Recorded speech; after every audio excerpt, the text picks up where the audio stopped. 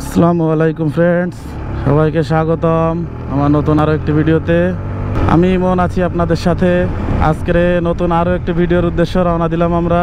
তো দেখতে থাকুন, সাথে থাকুন আমাদের সাথে। আজকে আমরা যাব সাগরকন্যা কুয়াকাটার উদ্দেশ্যে। আজকের 24 তারিখ 24/2/2021। আজকের হলো আপনার বৃহস্পতিবার। তো আমরা রওনা হলাম কুয়াকাটার উদ্দেশ্যে। আমাদের গ্রুপে আছে আরও 4 জন। রূপসা ব্রিজে আছি আমরা এখন, রূপসা পর্যন্ত পৌঁছাইছি।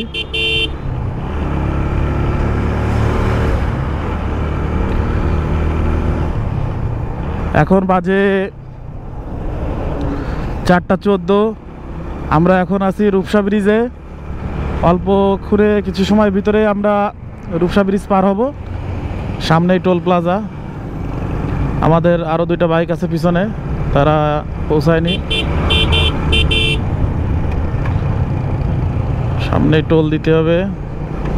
টোল প্লাজায় চলে আসলাম।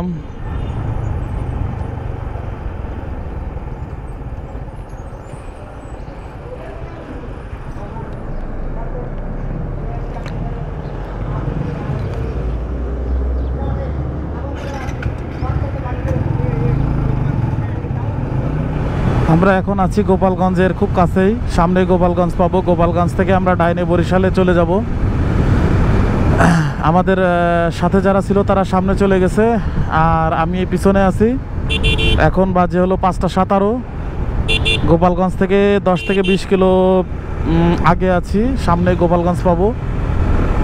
আর রাস্তার যে অসাধারণ ভিউটা আসলে দেখেন, দুই পাশে বিল আর মাঝখানে রাস্তা।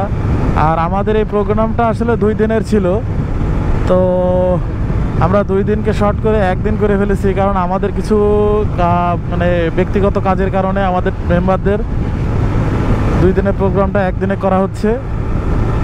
আর আজকের আমরা কুয়াকাটা যাব, ওখানে যে রাত্রে যাপন করব। কালকের সকালে আপনাদের সূর্য ওঠা দেখাবো।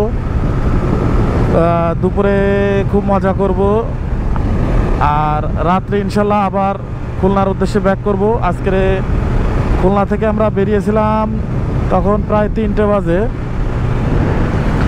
এখন বাজে 5:18। আমরা এখনও গোপালগঞ্জ পৌঁছাইনি। আসলে যাইতে যাইতে তো কয়টা বাজবে আমি খুব কনফিউশনে আছি। আমার মনে হয় 9টার আগে পৌঁছাতে পারবো না। গোপালগঞ্জের রাস্তাগুলো কত সুন্দর করছে, আসলে দেখলেই খুব ভালো লাগে। আর আমি গত যে ট্যুরে আসছিলাম সেটা হলো আপনার ছিল খুলনা টু রাঙামাটি, বান্দরবন, কক্সবাজার সিরিজের ব্লগ। আর এটা হলো আমার সাগরকন্যা কুয়াকাটার ব্লগ। তো সবাই দেখতে থাকুন আর এনজয় করতে থাকুন। আর অবশ্যই আমাকে সাপোর্ট করবেন, আমার চ্যানেলটিকে সাবস্ক্রাইব করে আমার ভিডিওটি লাইক করবেন, বন্ধুদের সাথে শেয়ার করবেন। এখন আসলে রাস্তাঘাটে অনেক প্রচণ্ড গাড়ি চলছে। হ্যাঁ, হৃদয় আছে সামনে। খুলনা ল 114496 ওর নাম্বার। এটা আমাদের সহযাত্রী। এখন গোপালগঞ্জের ভিতরেই আছি, টুঙ্গিপাড়া ডাইনের রাস্তায়। এই জায়গাটার নাম কি জানো? ঘোনাপাড়া।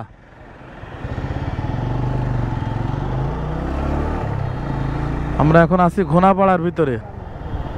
হ্যাঁ, এই বামে তাই না? গোপালগঞ্জ মেন টাউন এইদিকে।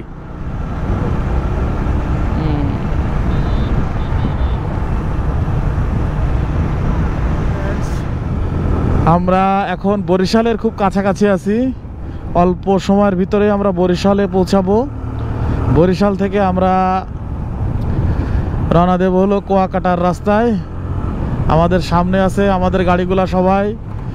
হৃদয় আছে, আলম আছে, আমি ইমন আছি আপনাদের সাথে। আর অসম্ভব সুন্দর রোড, চারিদিকে রাস্তাগুলো অনেক সুন্দর, খুব ভালো লাগতেছে বাইক ড্রাইভ করতে আসলে। আর ঠান্ডা অনেকটা কম থাকার কারণে খুবই ভালো লাগতেছে ড্রাইভ করতে।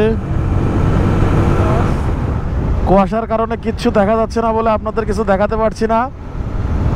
তো ইনশাল্লাহ আমরা কুয়াকাটায় যে কথা বলবো। আর প্রতিমধ্যে আমরা আমাদের রাত্রের খাবারটা রাত্রে খাবার খেয়ে নিছি। আচ্ছা, তো কুয়াকাটা যে কথা বলতেছে আবার। কুয়াকাটা বাংলাদেশের দক্ষিণ পশ্চিমাঞ্চলের একটি সমুদ্র সৈকত ও পর্যটন কেন্দ্র। পর্যটকদের কাছে কুয়াকাটা সাগরকন্যা হিসেবে পরিচিত। 18 কিলোমিটার দৈর্ঘ্য সৈকত বিশিষ্ট কুয়াকাটা বাংলাদেশের অন্যতম নৈশিক সমুদ্র সৈকত। এটি বাংলাদেশের একমাত্র সৈকত যেখান থেকে সূর্যোদয় এবং সূর্যাস্ত দুইটাই দেখা যায়। পটুয়াখালী জেলার কলাপাড়া উপজেলার মহিপুর থানার লতাচাপলি ইউনিয়নে কুয়াকাটা অবস্থিত। ঢাকা থেকে সড়ক পথে এর দূরত্ব 380 কিলোমিটার এবং বরিশাল থেকে 108 কিলোমিটার। কুয়াকাটা পটুয়াখালী সদর থেকে 70 কিলোমিটার দক্ষিণে অবস্থিত। কুয়াকাটা নামের পেছনে রয়েছে আরাকানদের এদেশে আগমনের সাথে জড়িত ইতিহাস। কুয়া শব্দটি এসেছে কূপ থেকে। ধারণা করা হয় 18 শতকে মুঘল শাসকদের দ্বারা বার্মা থেকে বিতাড়িত হয়ে আরাকানরা এই অঞ্চলে এসে বসবাস শুরু করেন। তখন এখানে সুপেয় জলের অভাব পূরণ করতে তারা প্রচুর কুয়া বা কূপ খনন করেছিলেন। সেই থেকেই এই অঞ্চলের নাম হয়ে যায় কুয়াকাটা। 2011 এর আদমশুমারি অনুযায়ী কুয়াকাটা মোট জনসংখ্যা 9077 জন এবং পরিবারের সংখ্যা 265টি। এখন আছি সাগরকন্যা কুয়াকাটার বিচে। তো আমার পিছনে সাগরের ঢেউ আসছে, দেখেন। এখানে আছি আমি, আর সূর্য ওঠা দেখার অপেক্ষায় আছি, যার কারণে এখানে আসি বসা। কালকের সারা রাত ড্রাইভ হয়েছে। এখন সূর্য উদয়ের সেই মুহূর্তটা উপভোগ করবো বলে দাঁড়িয়ে আছি।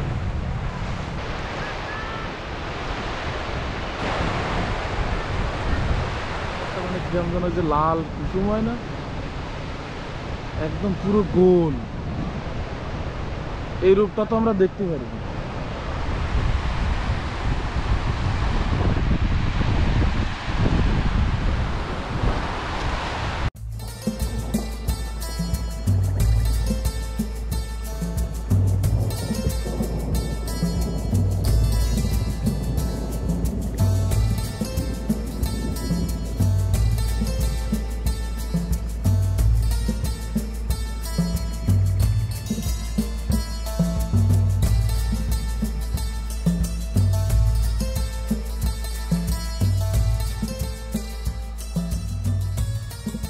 দর্শক, চলুন কুয়াকাটা গ্রামটি একটু ঘুরে দেখা যাক। আর যেতে যেতে কুয়াকাটায় যে সকল দর্শনীয় স্থানসমূহ রয়েছে সেগুলো নিয়ে একটু কথা বলি। কুয়াকাটা সমুদ্র সৈকতের কাছে রাখাইন পল্লী কেরানীপাড়ার শুরুতেই একটা বৌদ্ধবিহারের কাছে রয়েছে একটি প্রাচীন কূপ।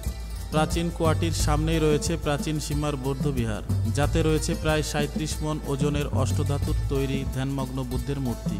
সীমা বৌদ্ধবিহারের সামনে থেকে শুরু হয়েছে রাখাইন আদিবাসীদের পল্লী কেরানীপাড়া। কুয়াকাটা থেকে প্রায় 4 কিলোমিটার উত্তরে রয়েছে দক্ষিণাঞ্চলের অন্যতম বড় মৎস্য ব্যবসা কেন্দ্র আলিপুর। কুয়াকাটা সমুদ্র সৈকত থেকে প্রায় 8 কিলোমিটার পূর্বে রাখাইন আবাসীদের আবাসস্থল মিস্ত্রিপাড়ায় রয়েছে একটি বৌদ্ধবিহার, যাতে রয়েছে উপমহাদেশের সবচেয়ে বড় বৌদ্ধ মূর্তি। কুয়াকাটা সমুদ্রের সৈকতের পূর্ব দিকে গঙ্গামতী খালের পাশে গঙ্গামতী বা গজমতী জঙ্গল অবস্থিত, আর পশ্চিম দিকে সংরক্ষিত ম্যানগ্রোভ বন, যা দ্বিতীয় সুন্দরবন হিসেবেও পরিচিত।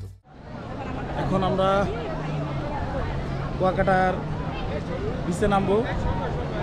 আমরা এখন গোসল করব, খুব মজা হবে, সবাই নামবে গোসলে। আমরা যে কয়জন আছি একসাথে সবাই নামবো। আর এখানে অনেক ভিড়, অনেক লোক,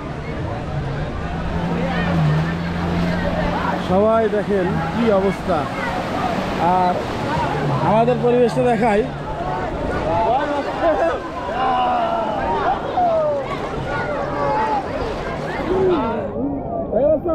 আমাকে ইমন ভাই সমুদ্রে খুব জাপানের জন্য খুব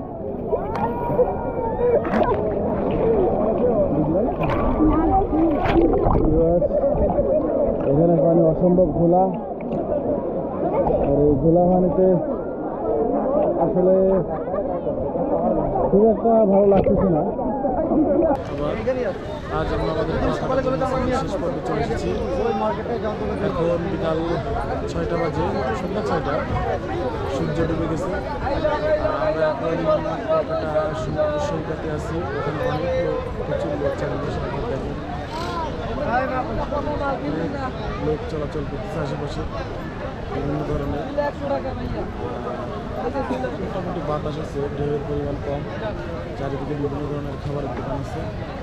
আমরা একটু পরে রওনা দেব, রওনা দিতে দিতে বেশি হয়তো কথা বলতে পারবো না, তো তার জন্য এখান থেকে হয়তো শেষ কথা বলতেছি কুয়াকাটার। আবার নেক্সট কোনো ব্লগে দেখা হবে। আমাদের সব মেম্বাররা যার যার নতুন কেনাকাটা করতেছে, পরে আমরা বেরিয়ে যাব। চলেন।